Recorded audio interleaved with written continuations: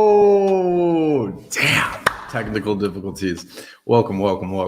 BitmonkeyTV, episode 109, where we are on part 4 of a mini-series titled NFA and DYOR.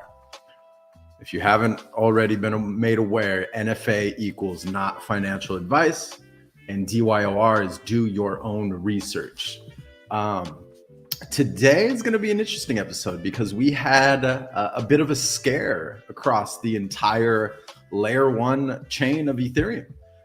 If you had interacted with OpenSea, if you have ever bought, sold, or traded anything on OpenSea, in theory, your wallet could have been compromised. However, during this episode, literally right before this episode, I came up with this brilliant idea. Whether or not it's brilliant, I don't know, but do's and don'ts with cold storage and hardware wallets. So we're going to be spotlighting that.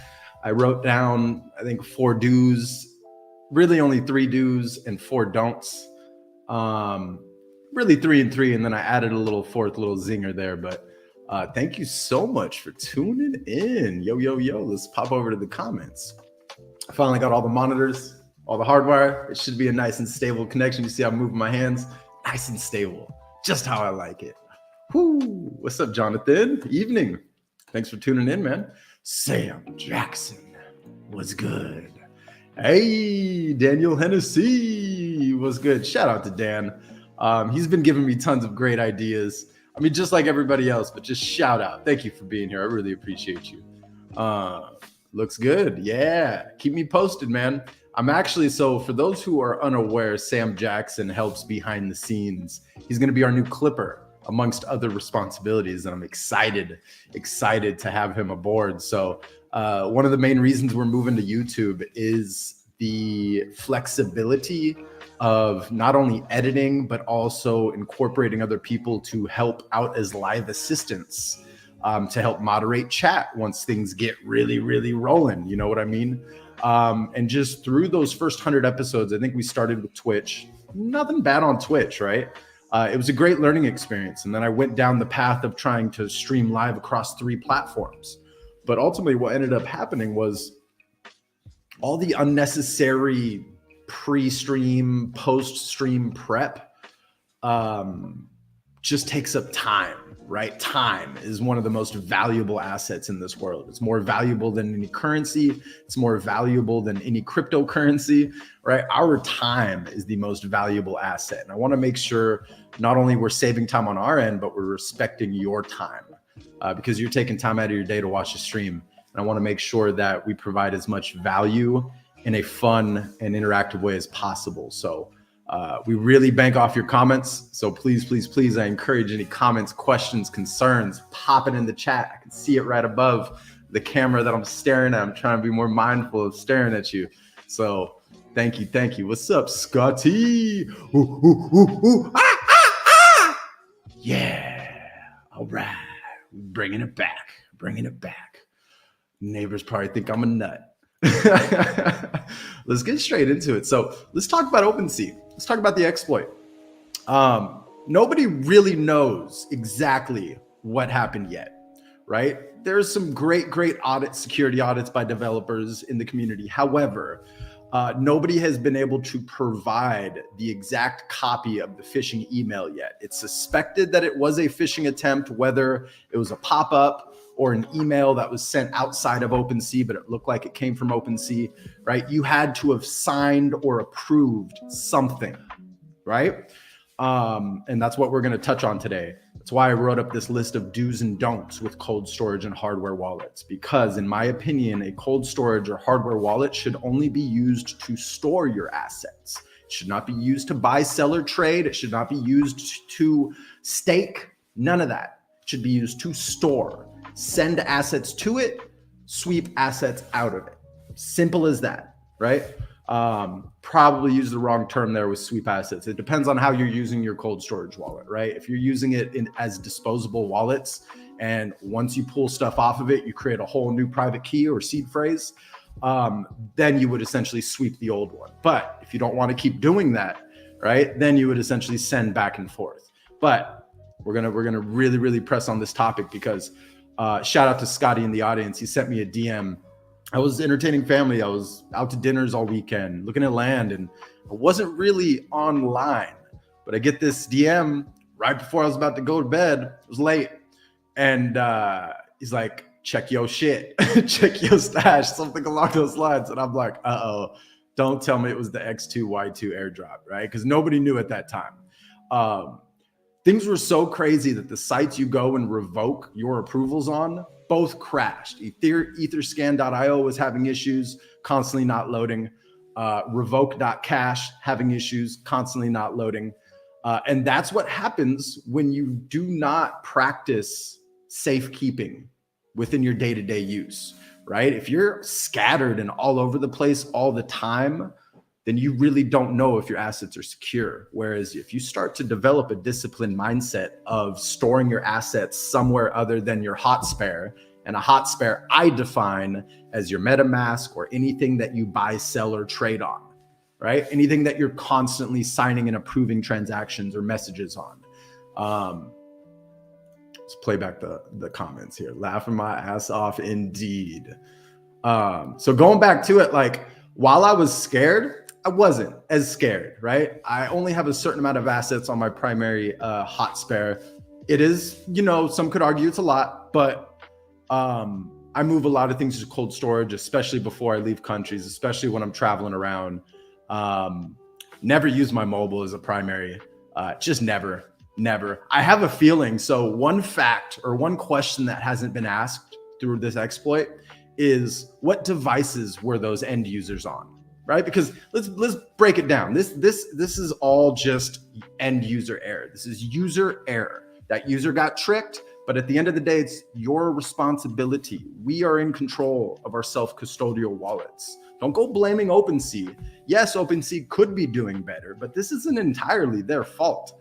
And I was on the defense for them from the get-go because people want to cry wolf and immediately blame someone for something when we are in control of these wallets. We are in control of our seed phrases, our private keys, our hardware keys, our PIN codes. That's on us, right? So it's better to develop a better method of utilizing those wallets so that when something like this happens, when there's a scare, I don't want to say FOMO, but when there's that fear involved, there's that emotion, there's that anxiety, you have peace of mind knowing that you've been operating as securely as you could.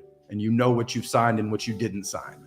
I did, for peace of mind, on my primary hot spare, I spent like a quarter of an Ethereum revoking every single approval. Because moving forward, once I'm done with a collection, you know, if it's a flip, I'm going to revoke everything related to that collection as well, related to tying in with OpenSea.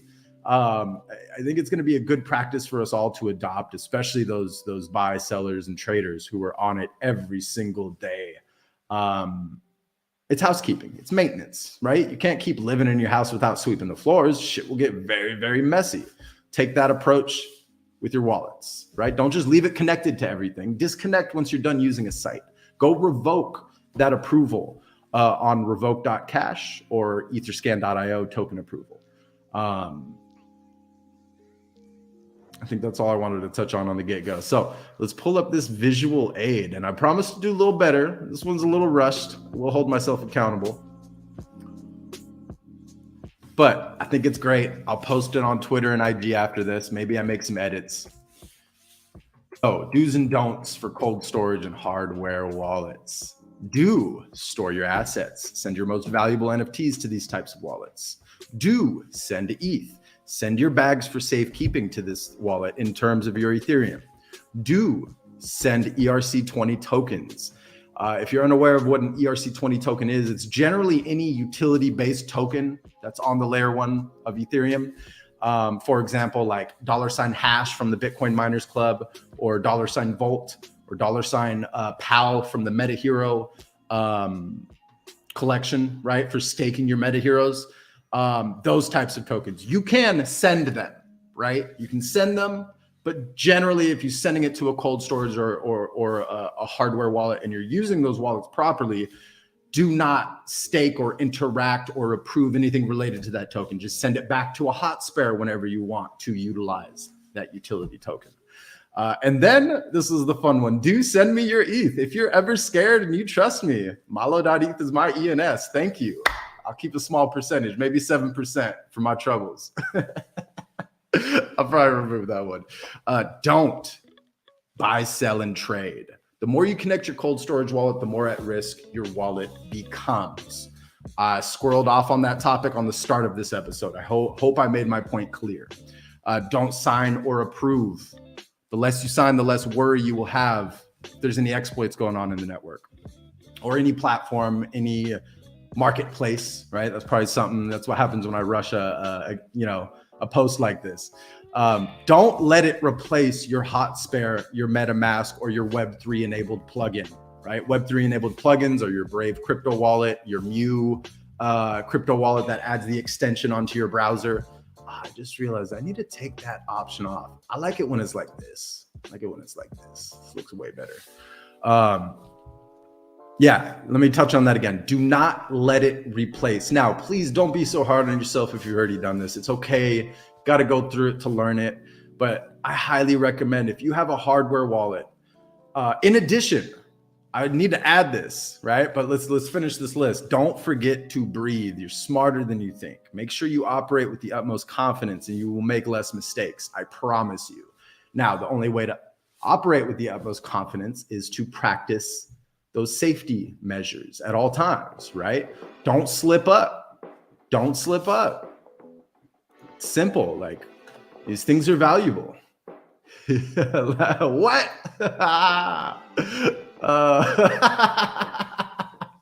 Thank you, good sir. Oh shit, I think I'm gonna leave that one on there. That cracks me up. Shoot, I totally just scrolled away from what I was gonna say. I wanted to fill in what were we gonna talk about there? Squirrel, gotta love it. See, you would have had me at 0.000777. Just saying. Not that I'm trying to get a little bit more, but you know me in sevens. Plus, it's not that much more. It's like a 0.0001117. Don't trust me for math, especially not right now.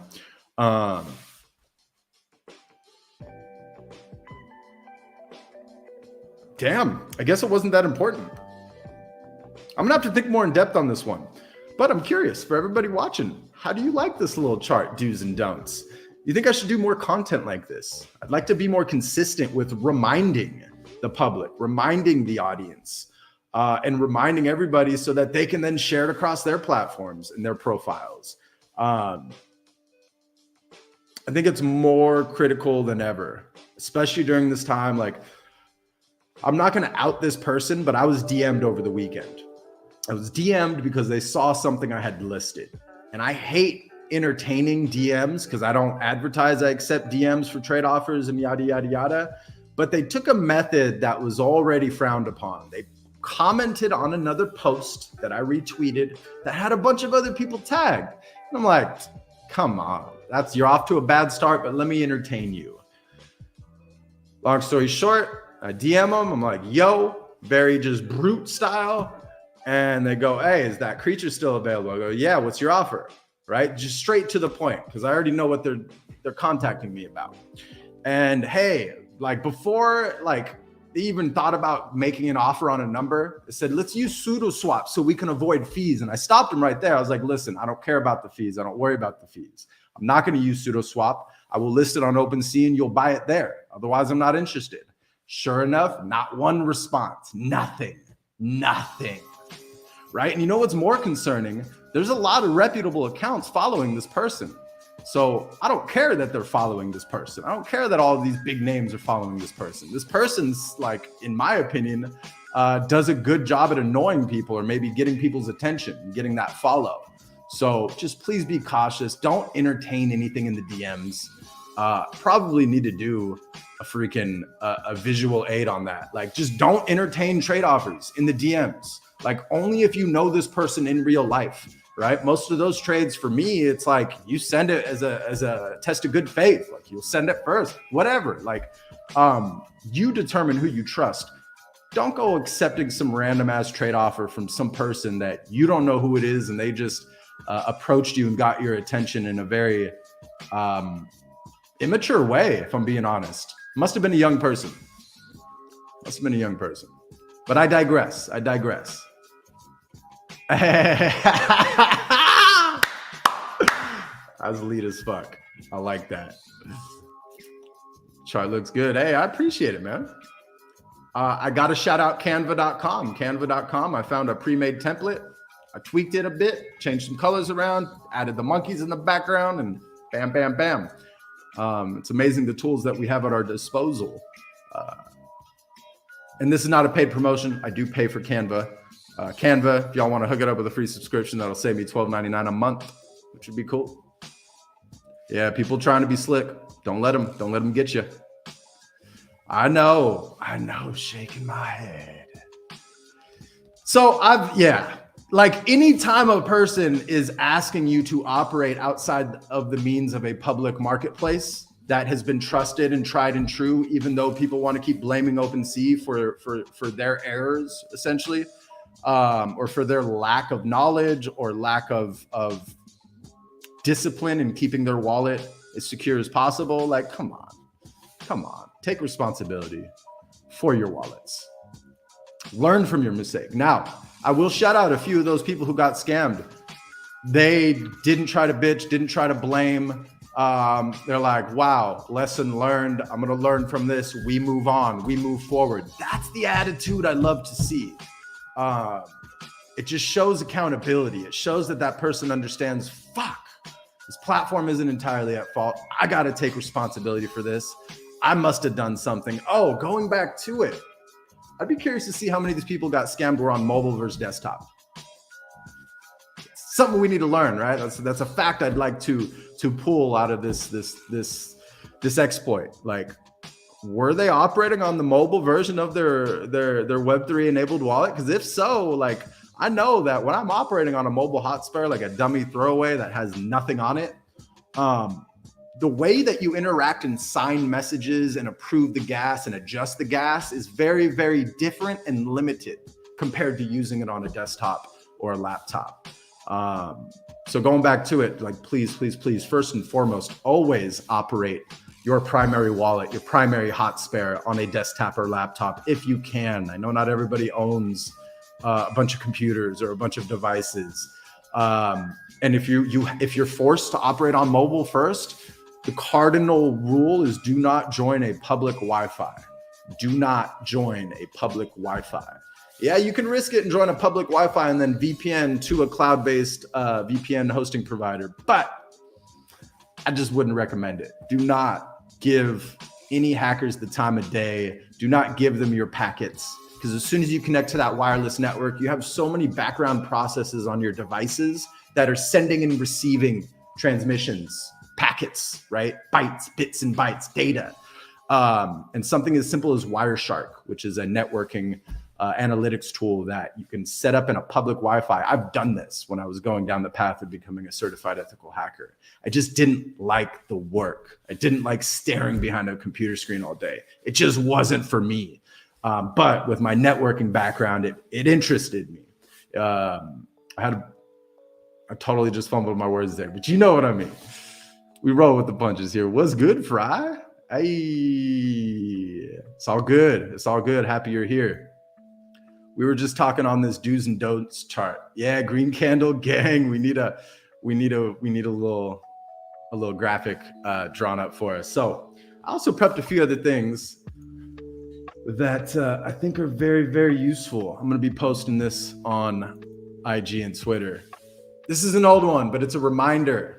I will not give out my seed phrase. I will not give out my seed phrase. Think Bart Simpson, just writing on a chalkboard. That's where I got the idea from. I will not give out my seed phrase. I will not give out my seed phrase. I will not give out my seed phrase. I'm sounding like a broken record. I know. I'm probably going to lose some live viewers because of this, but it's all gravy. And then this is a new one I made. I will not sign a transaction without knowing what it does. I will not sign a transaction without knowing what it does. Repeat after me. I will not sign a transaction without knowing what it does. right? If you don't know what it does, if it's masking what it's doing in plain text, don't fucking sign it. And chances are, if you can't see it, you're on mobile. So switch it up and don't use your mobile as much. And when I say mobile, I'm referencing smartphones and tablets, because they're technically both mobile devices. Technically, right? Your tablet, your iPad, it's operating off of the iOS operating system, which is the mobile version, right, of the Mac OS X. So if you have to operate on an iPad, just please, please, please, please, please be cautious, all right? Because it's technically a mobile device. And if you're operating on an iPad primarily, make sure you never connect that thing to a public Wi-Fi network, okay? Just my 2 cents, my 2 bananas, so to speak. Can never be too secure. No, no, no, no, no. Yo, Green Candle Gang, GCG.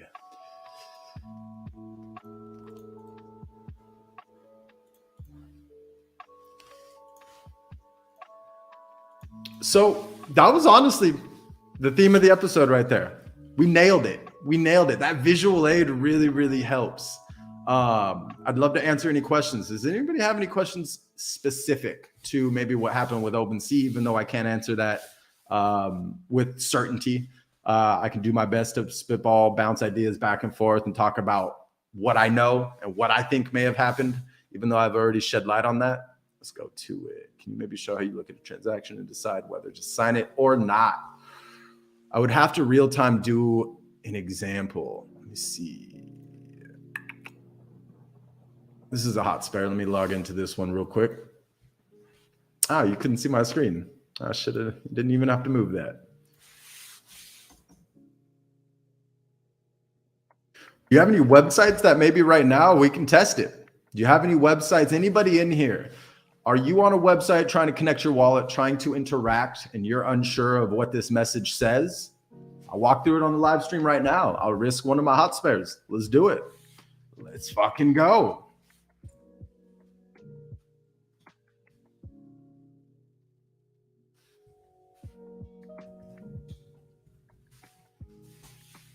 Ah, shit. Too many passwords.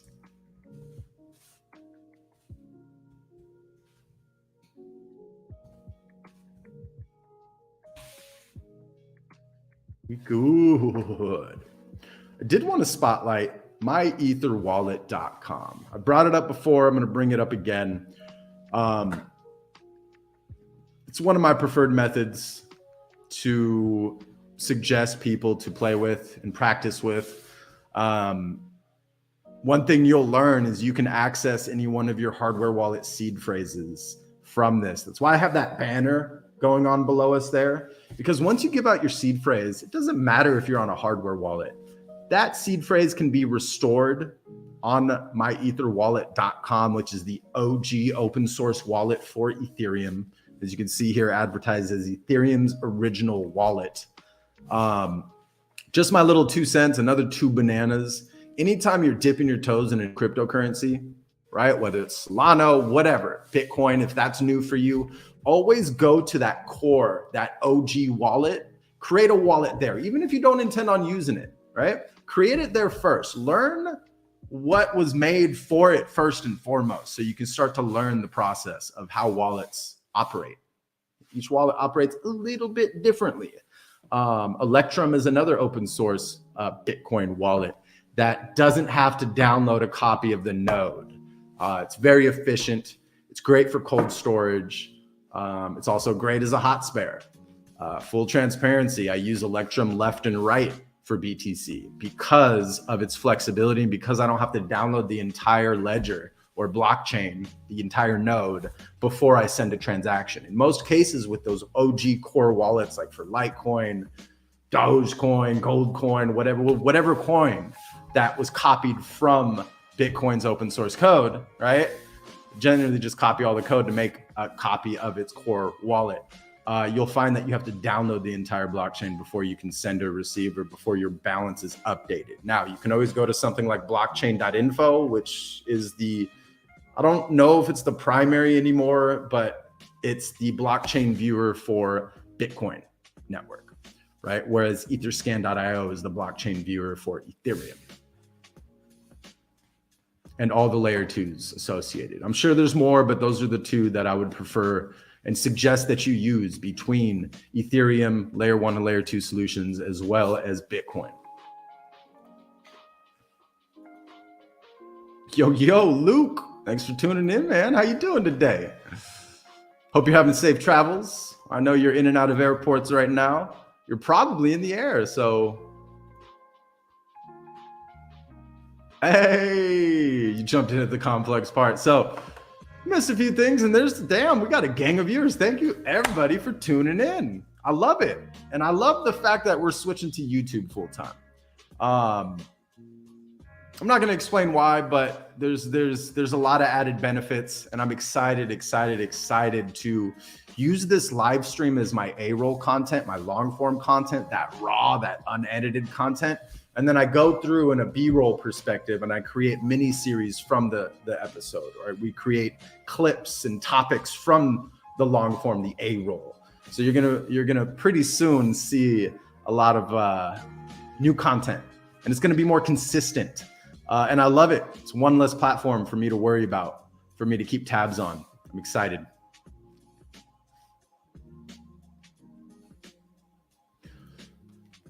Something I'm having trouble better understanding layer 1, layer 2 stuff. All right.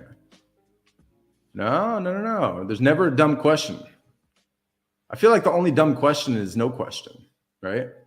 You know, everyone's got a question. So I appreciate you for asking.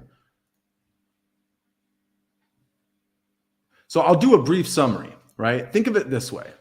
Layer 1 and layer 2. Layer 2 depends on layer 1. Think of it that way. Layer 2 depends on layer 1. So layer 1 is the Ethereum blockchain. It's primary Ethereum blockchain, right? Layer 2 is another blockchain that was built on top of layer 1, and it in some way, shape, or form depends on layer 1 or connects with layer 1, right? So as you see, Polygon, it's a layer 2 solution. Immutable X, a layer 2 solution. TokenTrove.com, where the VFriends book games are played and stored.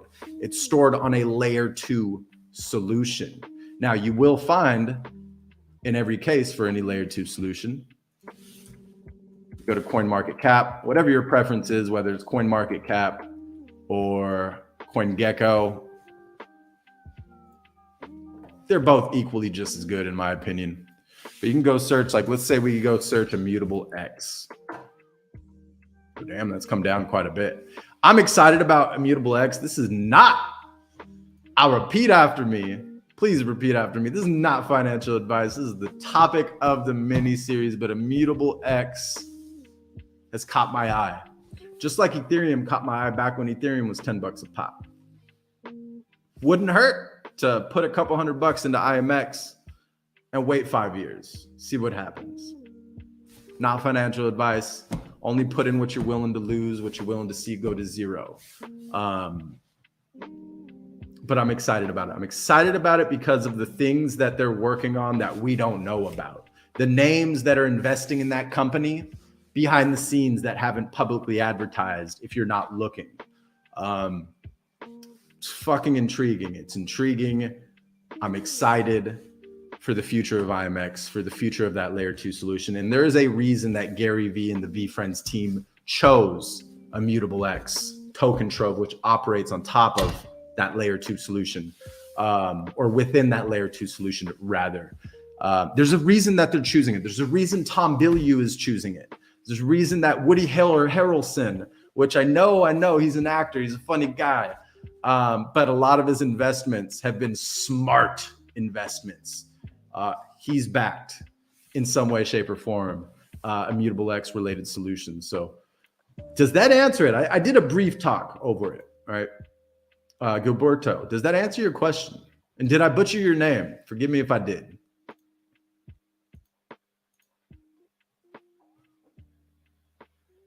Well, ERC-721 tokens are technically on layer 1. But if I'm not mistaken, right, I don't like speaking on things I don't know. However, an ERC-721 can live on a layer 2. Don't quote me on that. I'm not entirely sure, but it was developed for layer 1. It was developed for the Ethereum blockchain. Just like the Azuki's is ERC721A, right? Which allows the developers and the people who deploy the contract to do more with it, right? It more, from what I understand, it evolves, and it can also, I don't want to say grow, but shift, if that's making any sense at all, depending on what's in the contract. I will not give out my seed phrase. I love it. Thank you. Thank you. Thank you. I'm going to just toggle back and forth. Whoop, whoop, whoop. Hey, cool. I'm glad. And hey, you're giving me an idea for future tech tips, layer 1 versus layer 2. And I can do fun charts where I'm going more in depth for you. I want to keep things more summary based right now. Hey. So Web3 is a term used to describe what we're witnessing here, to describe paying for a service or good digital asset online, right? I'm going to pull up an image that I think is going to be very, very helpful. But think of it this way. Web 1.0 forced you to sign up on an e-commerce website, right? Not sign up with your socials, not sign up with your Google account, not sign up with your Facebook, sign up with an email, right? It's a centralized database. They store all of your information there, right? Web 2 is the ability to connect your wallet. You know how we got to a certain point in technology and operating these computers and these smartphones where these websites would allow you to log in and automatically have an account with your Facebook account. So you essentially log in from one of your social profiles, or you log in from your Google account. That is Web 2. Web 3 is what you're witnessing here, where you log in with your cryptocurrency wallet, all through a web browser, right? So instead of signing up with an email, you connect your wallet, you approve a message that this wallet or that this service or platform can view the addresses to verify that you are the owner of that wallet that you're connecting with. That's Web 3.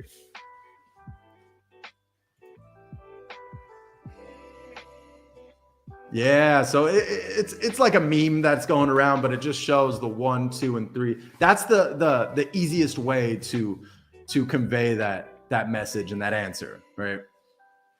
We can go more in depth another day. I have a feeling we're gonna have to go back and do like a Web 1, Web 2, Web 3 mini series. I think that would be very, very helpful. Although I'm also the type of person who doesn't like to look too much in the past. You know what I mean? Because you're gonna miss what's going on in the present, and you're gonna miss any possible opportunities in the future. Not saying that you should always be looking forward, but you should always be mindful that things will keep moving forward, right? Don't think that we're gonna stay at this current point in time with this technology and it's not going to evolve. Things evolve, people evolve, time evolves. Time keeps going. Time does not stop for anyone. Cool. I love it. Thank you for the questions. I really do appreciate it. And I think that's good. I think we're good. Unless there's any more questions. I love this episode. So if you're not already aware, please like, subscribe, yada, yada, yada. Would really appreciate the follow, would really appreciate the support. Any ways that we can improve the stream, the episodes. Maybe you'd like to see certain mini-series birthed from all of this. There's a reason we're focusing on long form here on YouTube in a live format, because we all get to hang out, we all get to jam together. But then on top of that, we get to provide more value and create these mini-series that you want to see, right? Like all these questions that you've asked at the end of this. What's ultimately going to end up happening is we're going to create more in-depth mini-series going even more detailed on those topics. So I'm loving it.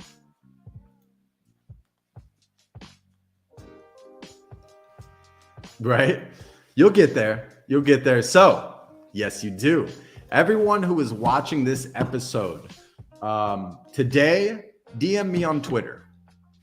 Go follow me. And if we're not already following each other on Twitter, just go ahead and hit the follow right now. and I will make note of your account. Let me know that you're here. And let me double check that I got those links for today.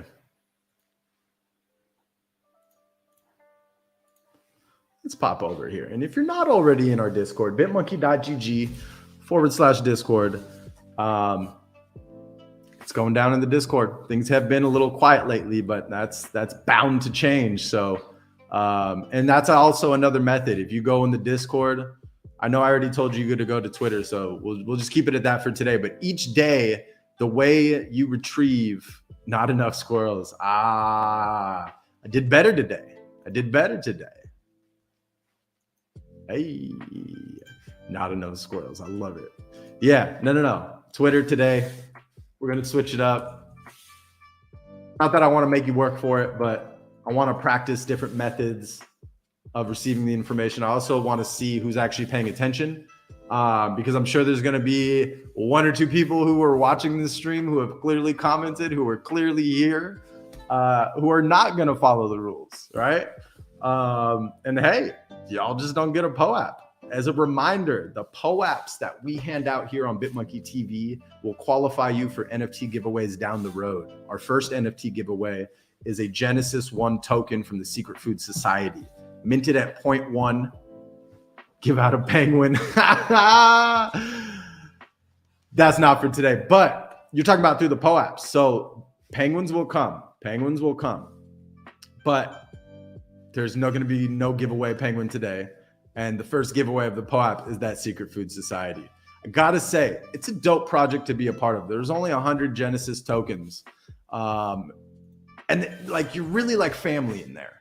They really know how to build a community, foster that community, and then grow from there. They have a series 2 that they're launching that the series 1 token owners will be benefiting from. So we're gonna be correlating that NFT giveaway roughly like a week or two before they launch series 2. I'm gonna DM you on OnlyFans. I don't have an OnlyFans. And if I do, you're being catfished, my friend. that would be comedy if I'm on there. I don't know how they're getting that content. That is some impressive AI creating a version of me digitally. Do they have banana like dreadlocks, man? Because I like banana like dreadlocks. Damn it. Oh, so once again, if you haven't already and you're watching this live, that is the only way to qualify for this POAP. Please do go DM me on Twitter. And on Twitter, my account is @BitmonkeyStudio. @BitmonkeyStudio. All one word. Oh, and I want to shout out the Cozy fam. I know I'm sounding like a broken record, but look what Tim, such an amazing artist, drew up for the Bitmonkey Studio YouTube banner. He saw that I had a bit of an outdated banner there and offered to do something for the channel. And just look at this fucking banner. Let's go. Such a just phenomenal job. I'm honored to display this banner for many, many years to come. I don't think I'm going to change this one like ever. I'm in love with it. Here's the full one with like the Bitmonkey above and below it. But just so you can see the full banner. This artist here who did this for us, shout out to the Cozy fam. Shout out to the Cozyverse. CozyReef.io is their primary website. Their secondary website for the free mint that was just released, that, by the way, they're fucking killing it for a free mint. Well over 1,000 Ethereum traded on the secondary. The market has really decided that that's a valuable project. And I think that every project moving forward should always launch a free mint. Always, first and foremost. Let the market decide if you're valuable. Shout out to Tim Draws. You are such just a phenomenal artist, man. Thank you so much. And if you haven't already checked them out, please do go follow Cozy Penguins on Twitter, Cozy Reef on Twitter. And do you guys have, so Scotty, do you have like a URL to send people to your Discord? You know, like I have this bitmonkey.gg/Discord. Have you guys done something similar where it's cozyreef.io/Discord? Let me know if you need help setting that up. I'd be happy to. It's just a matter of figuring out wherever you registered your domain, going into the advanced DNS editor and setting up a redirect. You obviously have to own the domain, but you set up a redirect to a Discord invite link that never expires, right? You create one that never expires. And if you're trying to figure out where your traffic came from, create one that never expires that you only attach to your redirect URL. We have a vanity URL, like a vanity mirror. I'm just messing with you. Okay. Hey, it's just easier to hand out your Discord link, right?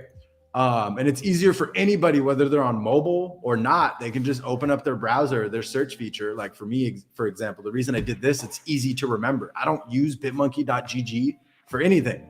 I use it as a dummy email account, but the website is some placeholder. It was an idea I had for a game streaming, but we're now doing that all on YouTube. So, but just picking a URL that's easy to remember, .gg is a great one. But I'd be happy to help you.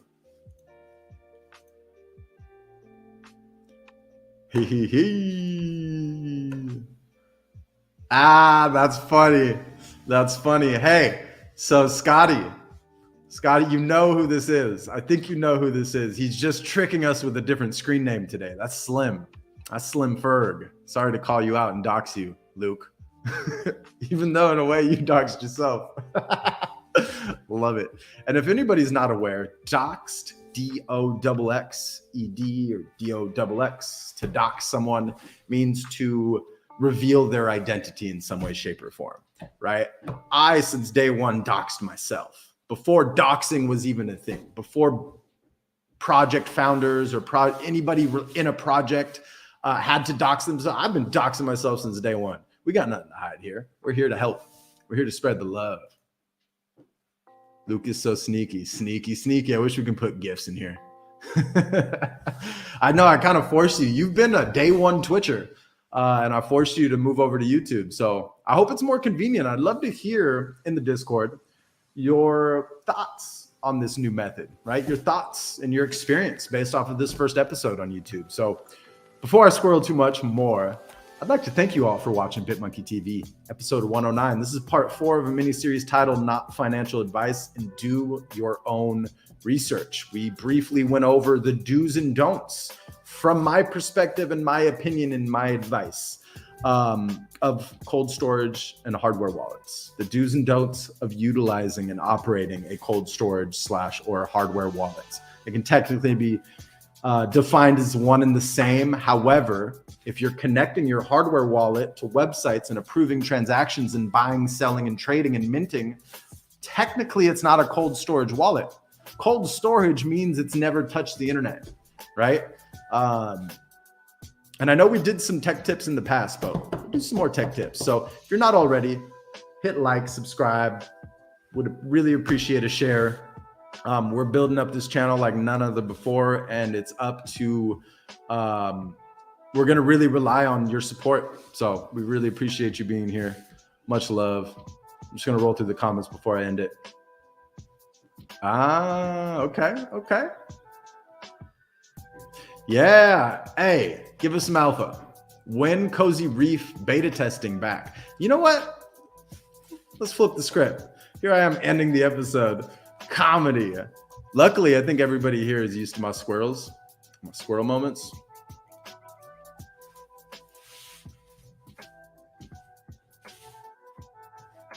Did you guys update your website? Yeah, so shout out to Dan. Hey, fuck out of here. I don't like it when a website asks me to connect my wallet. Fix it. Oh man, soon. Look at him with just like the tease. Soon, no specifics. End of the month. Love it. Is the goal. Love it. Yeah, I'm excited. They're making some changes, some updates. Let's go to their Twitter and we can briefly go over them.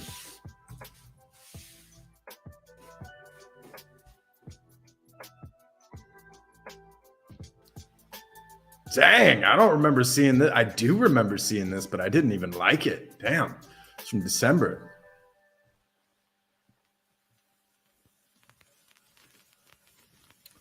Where was it? Was it on Cozy Penguins? I saw a most recent detailed write-up, whether it was from Zoogie or Impman, your devs. All right, shout out to the art contest they just held. This is fine. This is fine. This is a penguin in a burning building. Penguins thrive in the cold, if I'm not mistaken. And for this penguin to be like, this is fine. I mean, this was just a brilliant freaking job. Oh, is it in the Discord? All right. I'm trying to cozy fish. Hey, cozy fish. Will spank me if I'm too specific. I understand.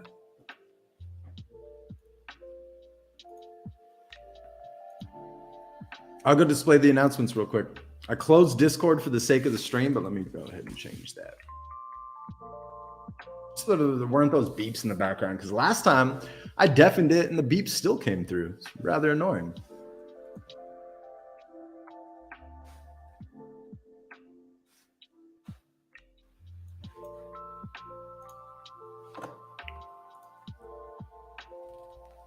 Aha, there it is. Let's run through it real quick. We got a dev update. It's a good one. Let me remove this banner here. Progress this week, Cozyverse Universe, cross-chain verifier, allowing you to verify and play Cozyverse games on Polygon. It's code complete and entering testing and development. UI designed for the Universe page for character selection and Game Pass minting in review. Slingshot Sailors, which was the primary game we were beta testing that should be live, according to Scotty B, by the end of the month. And not live as in released, but live as in beta testing. I think 1.2 rolls out. Game service layer to stream on-chain events more efficiently to players' web clients, code complete and in testing. Note, game is still fully on-chain, but this will smooth out the experience as we scale up to 1,000 players in a game. That's exciting. New victory audio and sound effects in review. Dope. UI design proposal for in-game emotes. Yes. Please, please, please add some Cozy Penguins emotes in-game, please. I know the fishing game is a little ways out, but give the people what they want. Game 2, design version 1 for core fishing game loop. Directional alignment for secondary game mechanics, trading, port traveling, etc. Tim is able to begin concept art. Priorities this week, UI implementation for character selection and verification. Test NFT cross-chain verifier for multi-project, self-host NFT cross-chain verifier for testnet, complete testing of Slingshot Sailors game service layer, and deployed to support beta 1.2. I knew I read 1.2 somewhere. Upcoming milestones, Slingshot Sailors beta 1.2, ETA end of the month. Status yellow. Notes, heavy amount of front-end work to create intuitive UI to do cross-chain verification. I wouldn't doubt that. Slingshot Sailors live on Polygon mainnet. End of Q1 is the ETA. Status is green. Notes not applicable. But look at these little teasers we got here. Let's run back to the comments. Oh, it's good. I appreciate you, man. I'm happy you finding it valuable. So whatever we can do to improve, let me know. Any specific questions you have for future tech tips or future non-fungible token Thursdays, please, please, please do drop it in the Discord, bitmonkey.gg/Discord to join. I do too. It's amazing. And they're like, I don't want to say they're undoxed, but they are in a way, and it's to not build up hype based off of the companies that they're working for, which I think is awesome, right? They're not utilizing their current job title or position as leverage like most people would who are in it for a quick buck. They're here trying to build a fun game that everybody can enjoy, right? And just the steps that they've taken so far really, really reflect that. really reflect how transparent they've been, and that they're here to do good. They're not here to cash grab. That's why I've fallen in love with the Cozy team. Always working. Look at those cozy fishies. I'll take a Dory. I speak whale. Without squirrel ado, thank you so much for tuning in. If you haven't already, hit like, subscribe, share the episode. Really appreciate any comments, questions, concerns in the YouTube comments. Thank you so much for being here. Hope everybody has a great rest of the day. This has been another episode of BitmonkeyTV, episode 109, part 4 of the mini-series titled Not Financial Advice and Do Your Own Research. Hope everybody has a great rest of your day. I'll catch you Thursday at 12 p.m. Pacific, 3 p.m. Eastern, and 8 p.m. Universal time for another episode. You know what? We're going to kick off a new mini-series, but we're just going to title it Non-Fungible Token Thursday. And this will be the end of mini-series Not Financial Advice and Do Your Own Research. So hope it's brought you some type of knowledge, value, and until next time, peace. So many squirrel moments. I love it.